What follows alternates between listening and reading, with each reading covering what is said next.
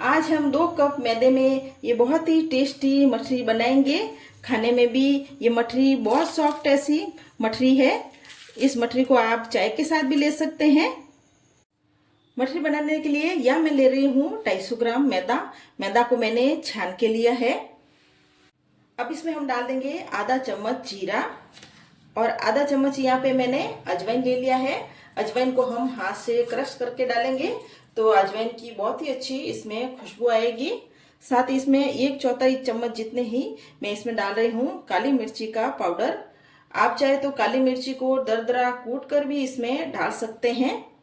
साथ ही इसमें डाल देंगे आधा चम्मच नमक।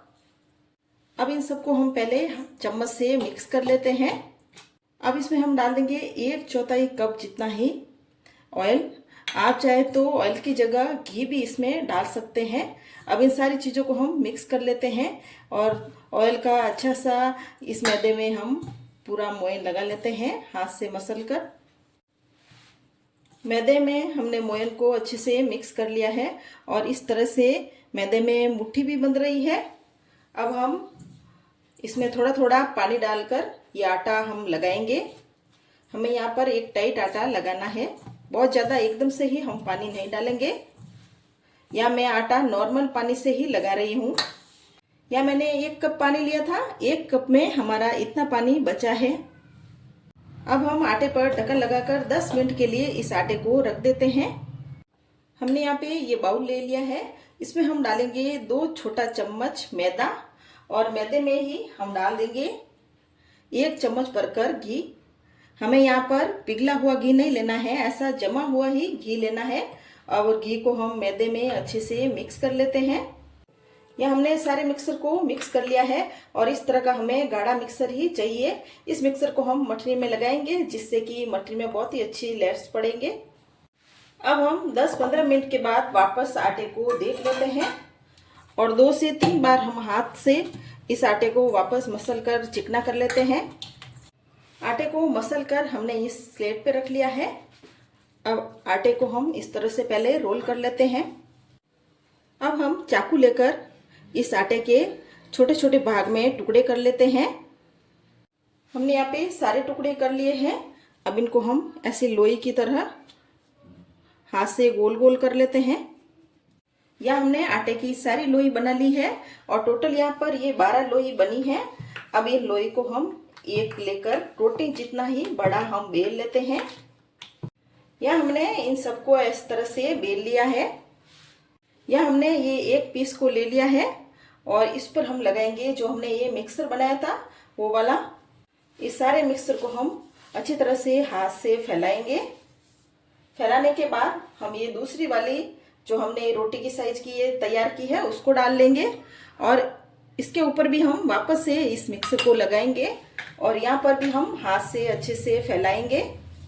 इस तरह से इस मिक्सर को लगाने से इस मठरी में बहुत ही अच्छी लेयर्स आएंगे और मठरी बहुत ही ज़्यादा खस्ता बनेगी। अब यहाँ पे हमने ये तीसरा पीस लगा लिया है।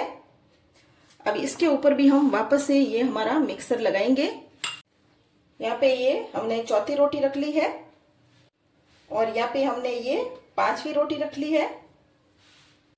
5 रोटी लगाने के बाद हम हल्का सा इस पर बेलन चलाएंगे जिससे कि ये रोटी अच्छे से चिपक जाए। अब हम एक भाग को ऊपर करके इस तरह से धीरे धीरे हाथ से हम दबाकर इसको रोल करेंगे। बस हम इसी तरह से रोल करते जाएंगे और इसके ऊपर हम हल्का सा हाथ से प्रेस कर लेंगे। अब हम चाकू लेके इसको हम छोटे छोटे भाग में कट करेंगे। अब हम एक पीस लेंगे और एक पीस को हम इस तरह से दबाएंगे। या हमने ये सारे पीस बना लिए हैं।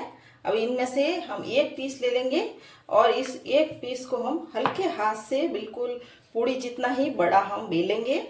या हमने इसको बेल लिया है। जिस तरह से हमारे यहाँ ज़्यादा लच्छे हैं दिख रहे हैं उसको हम बाहर की तरफ रखेंगे और इस तरह से हम फोल्ड कर लेंगे। फोल्ड करने के बाद इसके ऊपर हम थोड़ा थोड़ा करके यहाँ पानी लगाएंगे ताकि ये अच्छी तरह से चिपक जाए और फ्राई करते टाइम ये लच्छे अच्छे से खुले और यहाँ पे बंद भी ना खुले।